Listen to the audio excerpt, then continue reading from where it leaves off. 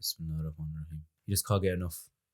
All of your self-control has gone right out the window. There's a deep, deep yearning for it that you just can't get rid of. Don't you just like get a bit giddy just thinking about it? Logically, of course, you should stop. Logically, of course, it isn't good for you. But it doesn't stop you from doing it again, does it? That one thing that's just always been there. What are you thinking of right now? Whatever you're thinking of right now is probably what I like to call your drug of choice. Now, your drug of choice is not necessarily an actual drug. Everyone has one. It's just something you fall back on when life just gets a bit too much, a bit too stressful, a bit too overwhelming. For some people, it is literal drugs, but for most people, it's usually something else. Something that helps you cope, something that helps you escape. What is it for you? Is it Netflix? Is it fast food? Is it social media? Anime? Whatever. I'm gonna tell you right now, for me, it was YouTube videos. Whenever I would get the slightest tinge of just sadness, discomfort, or anxiousness, I would go into a 3-hour spiral of YouTube videos about comics, video game theories, film analysis, a bunch of random other videos. Now, of course, I'm not telling you to never use these things again in your whole life, except drugs. Don't use drugs. Everything else is good in moderation, as I'm going to explain a bit later. The problem arises when you use these things as coping mechanisms, when you rely on them so much that you use them in excess. And when you do anything in excess, it becomes a big, big problem. The Prophet, peace be upon him, said to be moderate and adhere to moderation. Now, I'm not telling you every single form of escapism is necessarily bad. We all need breaks every once in a while. But the thing is, the best alternative is literally staring you in the face, or it's sitting on your shelf. Now, as a Muslim, what would the best thing be to deal with a difficult situation? It would probably be engaging and remembering Allah in it. Now, what is the best form of remembrance or dhikr? It's the Quran. I was actually researching Quran and stress, and I came upon this study. And the study actually says that the Noble Quran, being a stress deterrent, is the best refuge for the pious and one of the best methods for coping with stress after tragedies and disasters. That's like a scientific study. But the thing is, obviously, we don't need some scientific study to tell us that the Quran is very helpful. In Surah Yunus, ayah 57, it says, يا أيها الناس قد جاءتكم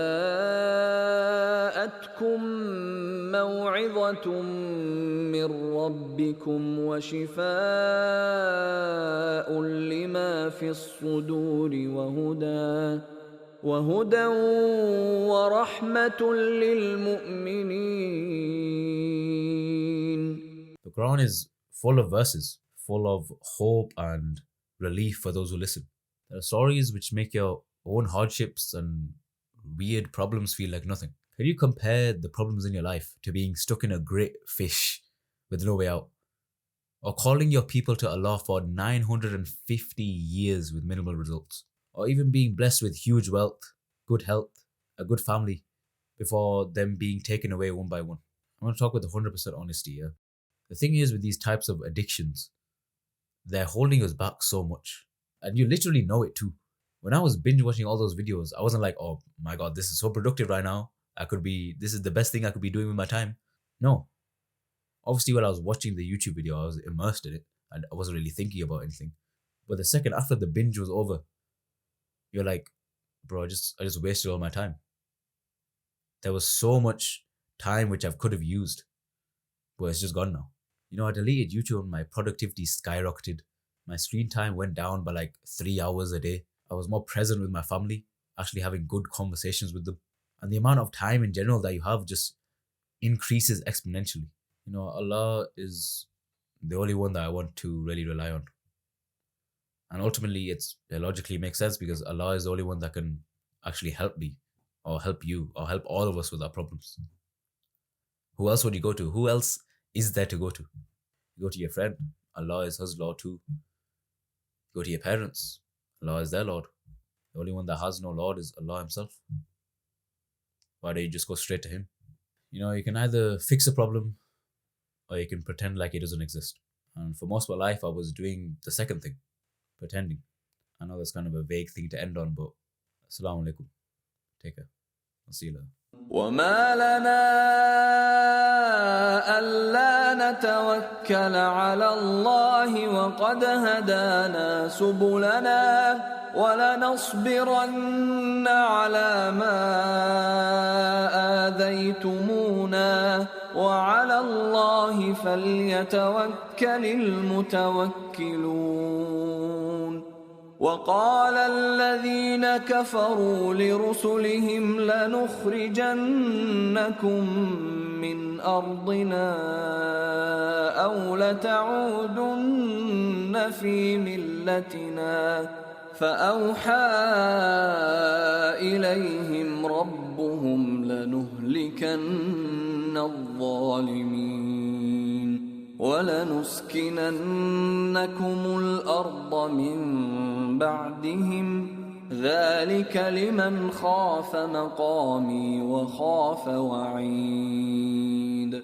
واستفتحوا وخاب كل جبار عنيد من ورائه جهنم ويسقى من ماء صديد يتجرعه ولا يكاد يسيغه ويأتيه الموت من كل مكان وما هو بميت ومن ورائه عذاب غليظ.